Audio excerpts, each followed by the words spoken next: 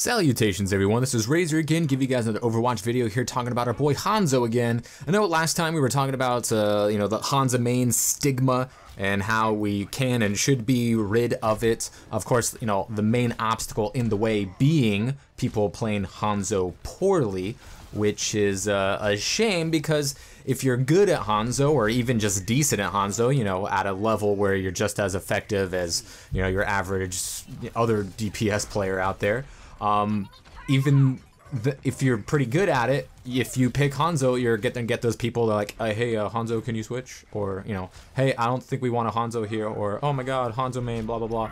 And you can definitely understand that. We've all had to deal with, those Hanzo, I hesitate to say one tricks because, one trick implies that they can do one trick, and if most Hanzo mains out there that, we see at the low levels, especially the very low levels, like, bronze, silver, gold, if they are playing mostly Hanzo and they, their probably win rate isn't going to be great, it might be because they're not so good at Hanzo, and which we've all pretty much seen. I can only safely say I've played with or against 3 good Hanzo players over the years, and that's definitely a stigma that we all kind of have to deal with because, a few select, I wish it was just a few, select people kind of, ruined it for all of us.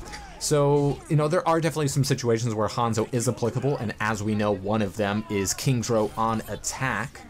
And this statue is just really good, climbing up it. You can, use the Mandata and that little girl as a little bit of cover, and getting your really high good angles for scatters, and oh, get sniped out of the air, Mercy. Watch this, sit your butt down. A quick disclaimer, the attack and the defense of this game are from 2 different matches. The defense is like the main part of the video, but unfortunately I did not record the attack. But this one was a pretty decent attack. It's just not as good as the other one that I had, so I just threw this older gameplay just from the attack perspective, because the Kingdro attack, this is when you mostly see Hanzo perform fairly well. Obviously, having one of the faster charging ults is something that's very nice about Hanzo, and especially when you get those big squishy targets and you can scatter tanks and all that good stuff. It's really, really fun, and obviously having a Zarya on your team to combo with dragons is just, it is the creme de la creme of combo ults, as far as, only putting 2 together. Obviously, probably the most ideal would be Graviton and then EMP and then Diva ult, and like nothing could survive that no matter what. But when it comes to, combining ults, like I said in the Zarya video, that's kind of something that has to be automatic and second nature to you. If you're a Hanzo or, a Zarya, or, anybody that has an ult that combos well with Graviton or Hammer Down, you should always be wary of where your ult charge is and communicate that to your team, if not through chat, then just through the command of saying where your ult is at.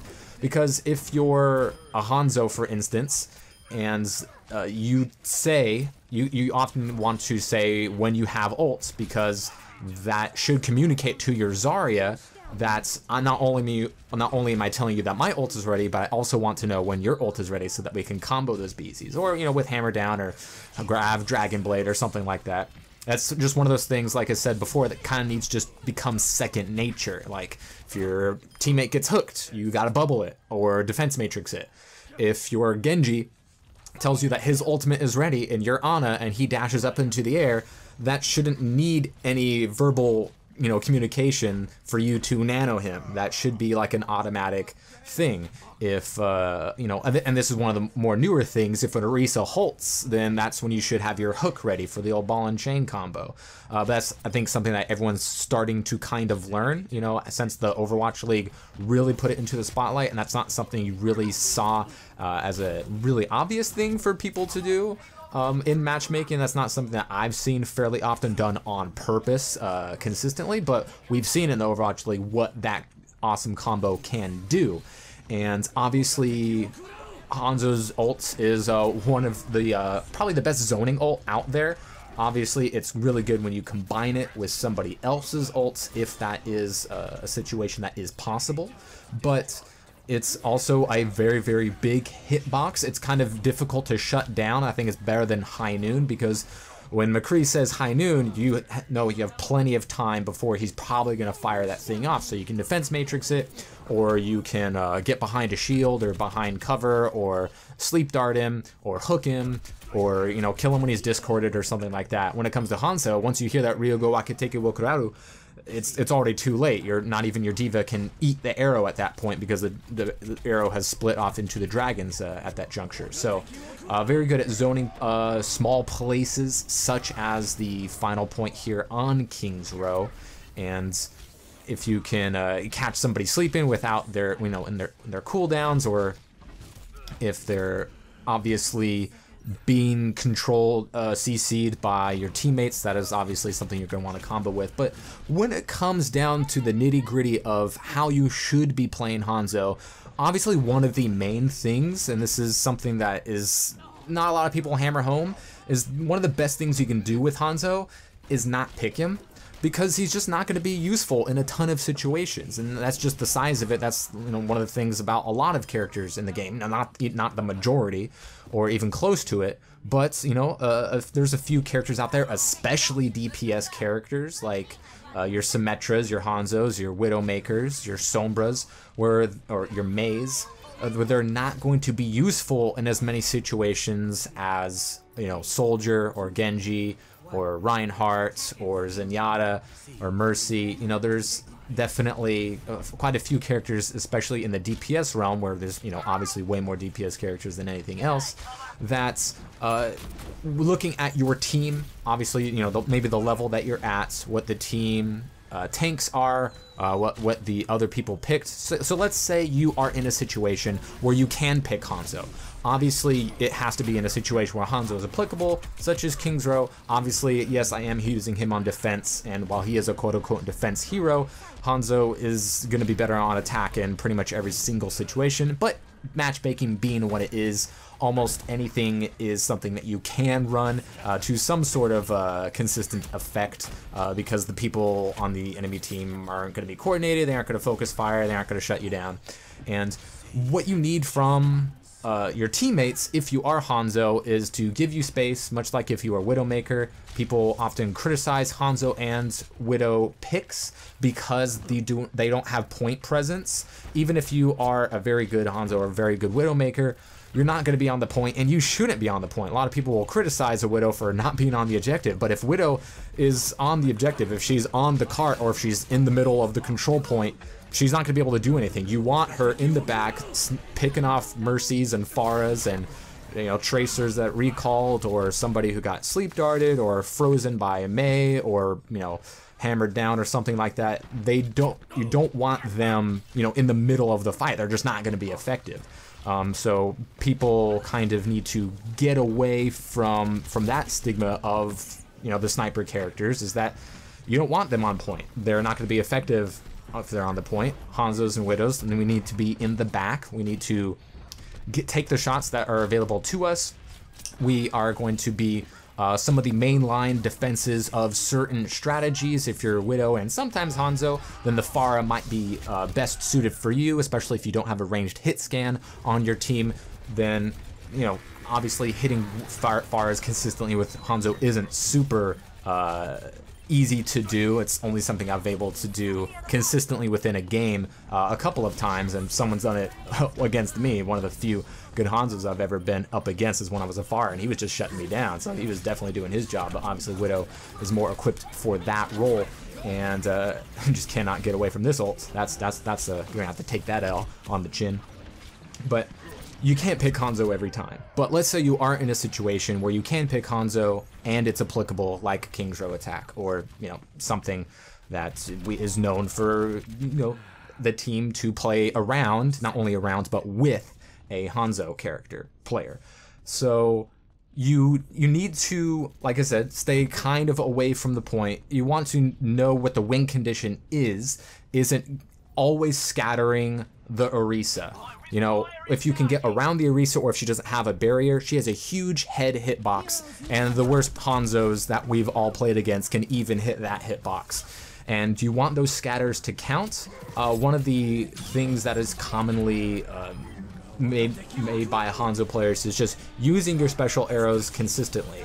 Obviously, some people just never use radar, the radar arrow, which is, I don't understand that. That's just like free recon that you can get.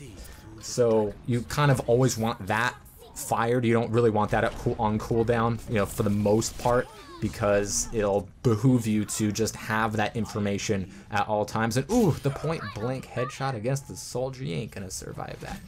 And he's not going to be a great flanky player, and I know there are talks about Hanzo reworks, but we'll get to that in a different video. I think that warrants its own discussion by itself. But using your scatter, the opportune moments, hitting consistent headshots against big targets like Orisa when the barrier's not in the way, or a Reinhardt that's spinning around because your Tracer is causing havoc, or, you know, a Roadhog is something very difficult for anybody at all to take down all by themselves. So just, you know, one headshot or just a couple of body shots might be all you need to take down the Roadhog. Obviously, if there is, you know, a Pharah or a Tracer or a Genji that is just always up in your face and you cannot get the job done, then you shouldn't be playing Hanzo. Not only are there situations where you shouldn't pick Hanzo, there's also a lot of situations where you need to switch off of Hanzo. But if the going is getting good and you have some good team synergy with your tanks and your healers, like I said, in order to have good sniper play, whether it be Hanzo or Widow, your tanks and your healers and your other DPS need to be playing their job. Hanzo is not so much a carry hero, and I know I've said this in the past, but I don't like the term carry hero because carries aren't really a thing in Overwatch. I mean, if you played Call of Duty or Battlefield, you can just go in all by yourself and completely dominate a game solely because you're super better than everybody else. Overwatch, not so much. It focuses way more on the team, and if you're using such a niche, fragile glass cannon like Hanzo, you kind of need the rest of your team to be pulling their weights, and if they aren't pulling their weight, then there are better characters suited for those situations, even if Hanzo might be a good pick there. But if the going's getting good, then you always want to, you know, get that high ground. You want to get that high ground. You can be just as annoying as a Pharah that is uncontested. If you're getting the high ground with Hanzo consistently, then your enemy team is going to have to send somebody after them, because Hanzo, you're not going to be super, you know, inaccurate with, because every 8 seconds you're going to get a scatter and you're going to at least touch somebody, and you're going to be able to get some lucky headshots out there, and you're going to be getting more ults than most other characters out there.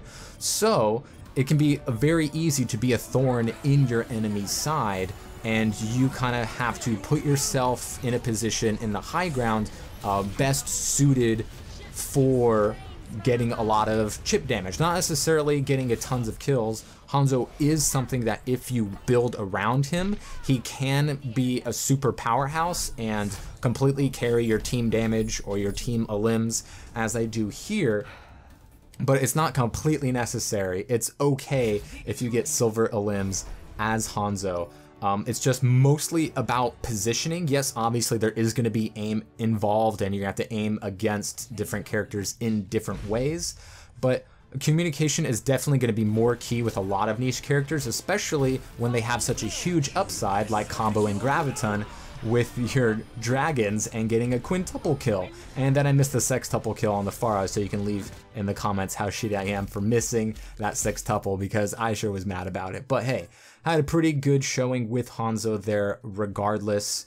You know, didn't have to compete a ton with kills because I put myself in a lot of situations away from the point, but not, you know, too far away, and getting pretty decent accuracy on the right targets in order to get those eliminations. And obviously there's going to be some prioritization into what you need to kill and what you can kill. If you have the shot on a squishy that's not going to be able to see that arrow coming for their head, you take that shot even if, you know, taking out their tank is more important. Because Hanzo can really sweep a fight very, very quickly because of, you know, the sheer amount of DPS that he can potentially put out. You can say the same for Widow, but Hanzo is just a little bit quicker on the draw, and also you have that consistent scatter damage. Well, I mean, maybe not consistent because there's a little bit of RNG involved with that ability, obviously. But Hanzo, when played in the right situation, with the right team synergy, where people aren't flaming the Hanzo, don't be Hanzo, it can work. It definitely can work, even at the lower levels like Platinum or Diamond. So let me know what you guys think about how Hanzo is right now. And next time we will cover over his rework that will be hopefully coming out in the next couple of months and give us an even better version of this awesome popular Shimada bro that can fulfill more situations' needs.